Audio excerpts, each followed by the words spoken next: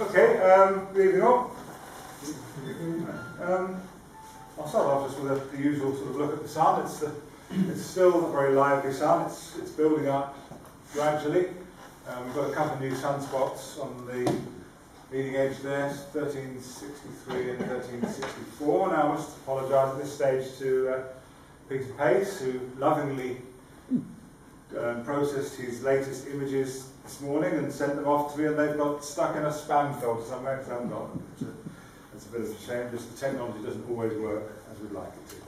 But the sun has been doing some quite exciting things recently. Actually on the 25th of November, a filament detached and threw itself in our general direction. This is one of those sort of clever graphs that they use to represent the coronal mass ejection, and it's this bit here, that's it, so that's the explosion.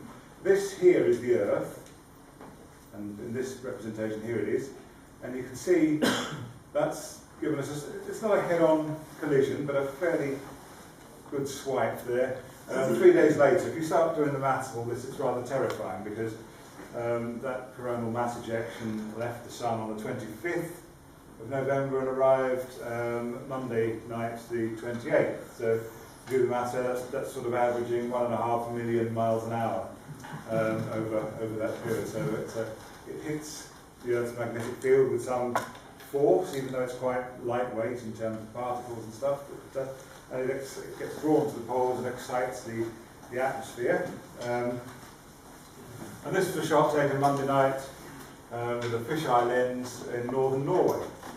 An observer there, and you can see actually you've got the whole sky here. He's right underneath it at this point, and you can see you've got the greens lower down, and then higher up you've got the reds there, and you've got actually, you can see the pole star here somewhere. I've decided around about there, and Orion down here in the lower left. So that was Norway. A little bit further south, down in Sweden. Again, similar sort of view, but this guy's looking to the north, and he's getting again the green at the bottom and the red at the top there, and that was in Sweden. And a little bit further south still, in Ballintoy, Martin McKenna last night was actually out, he got this Tuesday night, last night rather than Monday. He was out actually photographing thunderstorms and stuff, and just happened to catch this green auroral glow here. That's from Ballintoy Harbour. And he's got a very nice sort of portrait of the constellation Lyra here as well. If you look at that framed by the clouds there, that star is Vega, and these two stars here are the main body of Vega, and these two lower down here, in between those is where you look for Messier 57. Trying to find that by hand just in there.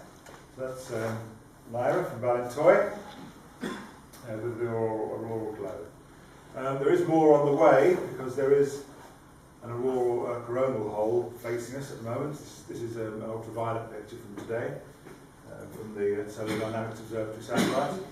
And this here is radiating a stream towards us that could hit the weekend. So fingers crossed for clear skies when we're out at the weekend. We might get to see something interesting there if we're really lucky.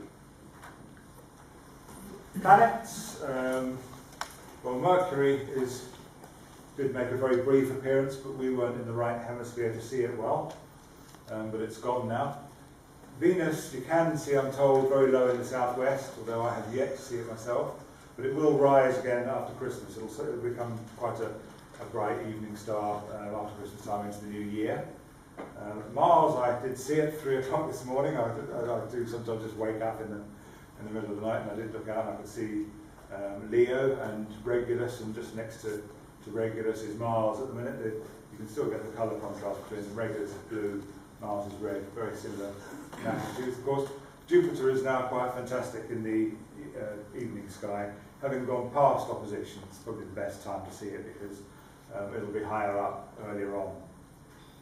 I did see Saturn the other morning as well, actually, just about 7 o'clock in the morning. Saturn is becoming visible in the morning. I saw a thin crescent moon, waning crescent, and the star Spica, and just above to the left of Spica is where Saturn is at the moment. So I've seen that, and Uranus and Neptune we'll see just a little later on. You can catch in the evening if you know where to look. have a look at the night sky, looking southwards. This is set for 10 o'clock this evening, or thereabouts. So you look southwards. Jupiter, very high up, very prominent. 10 o'clock this evening is about the best time to see it. Uranus, not far away, further along in Pisces. Uranus is magnitude 5.8. Some people say they can see it with the naked eye. I can't, I'm not one of them. I can only ever see it on pictures and through telescopes and stuff. Quite easy in a pair of binoculars actually, and Uranus to me just looks like a fuzzy green blob at the best. And Orion, of course, is now coming up earlier in the evening in the southeast. We've got that there. Aldebaran, of course, and Seven Sisters is very high and prominent up here. In the eastern sky, again we've got Orion in the southeast here. Propeller very high up, not quite overhead yet. And beneath that Gemini that we looked at last time in some detail, the twins Castor and Pollux and the two main stars Bepisuta and Alhena. An M35 up there is always good binoculars and it looks spectacular on a telescope. Coming up in the early morning, Leo is down here. It's sort of about 3 o'clock in the morning. Leo is quite high up in the sky now. Northwards, the plough is very low. Just a thing to point out there, you'll always find north, you take the two end stars of the Big Dipper, as the Americans call it, follow that up, and the first bright star you come to there is Polaris. Just another little thing that's worth looking for there. If you look at the saucepan bit of the Big Dipper there, take these two opposite cornered stars here, follow that up, and then when you get to there, go the same again. You'll get to an area there, and you can see, not with the naked eye, but you can see quite clearly on, say, pictures taken with a 50mm lens or so, you can see two galaxies there, Messier 81 and 82. One's actually a sort of a face-on spiral, and next to it is an edge-on spiral that has a great deal of sort of hydrogen alpha red content. Quite easy to actually see, even on photographs taken just with a camera. You see these two smudges, it's that to there, and then the same again up there. You can actually see those. They look great on telescope. Probably second only to M31 as galaxies that are quite easy to see. So that's the sky looking northwards. We'll do one more, which is the westward sky. The westward sky is very good. The summer triangle is still visible here, setting at this stage later in the evening. If you sort of start as soon as the sun goes down, the so-called summer triangle is actually more or less straight ahead, straight above, rather, and it starts to set here. So you've got Cygnus, Vega. We saw that one in Martin McKenna's photo there, Lyra. And good star to look at if you're looking through a telescope. This bottom star here in the Northern Cross, or the Cygnus, the Swan. You've got Deneb at the top, the top left star of the summer triangle. Follow the cross down, right down to there. That star there is Beta Cygni, or Albirio, and it's probably the best, or at least the second best, double star in the sky. Probably is the best, actually. I like the one in Andromeda as well.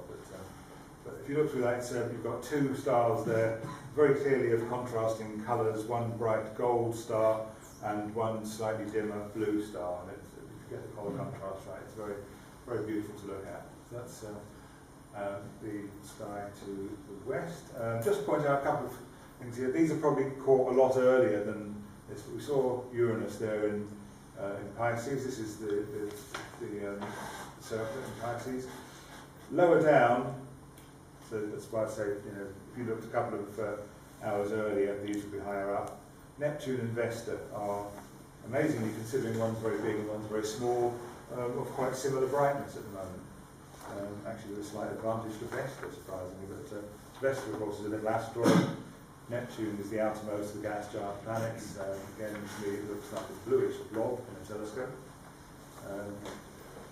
But you should be able to see both of those quite close to each other in Aquarius there.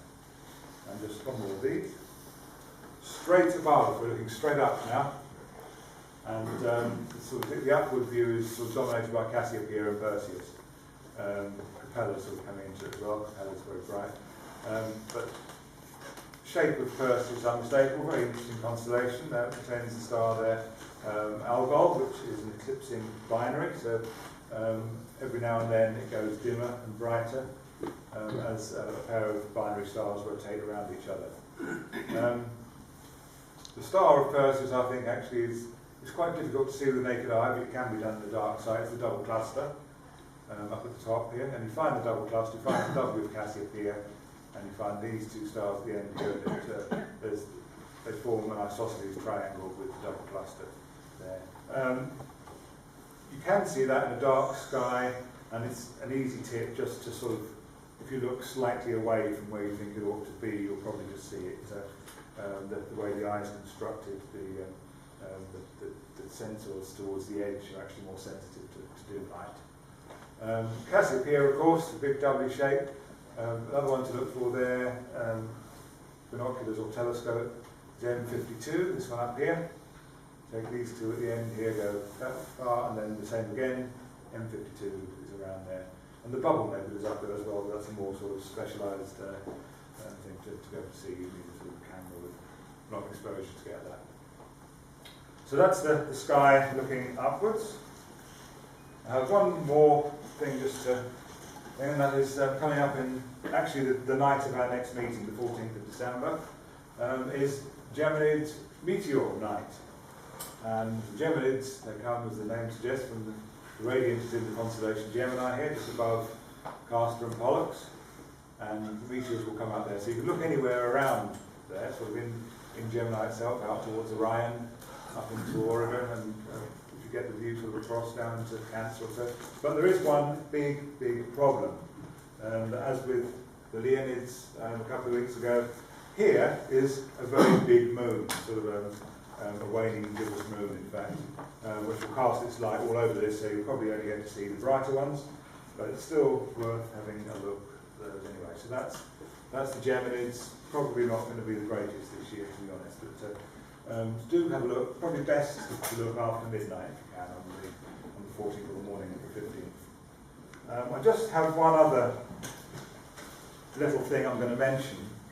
As Terry's been away on his holidays, I was talking to him about it the other day, and I have also seen this object, which I'm going to show you, but it is a Southern Hemisphere object, unfortunately. So it's not something you go out and see very readily. You do need to go to Australia or South Africa, wherever to see it. But it is an object that I saw from Australia through a 15-inch Dobsonian telescope, and I'll tell you, it made an incredible impression on me, just seeing it. And what I actually came away and said was it's full of stars. And what it is, it's the second largest, or second brightest globular cluster in the sky. The brightest is Omega Centauri, which is also a Southern Hemisphere object. So, people who've seen both, and I'm not one of them, say that this one's actually better. But I'll show you this, just as the last slide. This is, it's got two uninspiring names really, NGC 104, and the other one 47 Tucani. I think that's pretty impressive. That's the second brightest globular in the sky, 47 Tucani. Just roughly adjacent to this Swarm Line. So there you go, that's the stars for you. Thank you very much.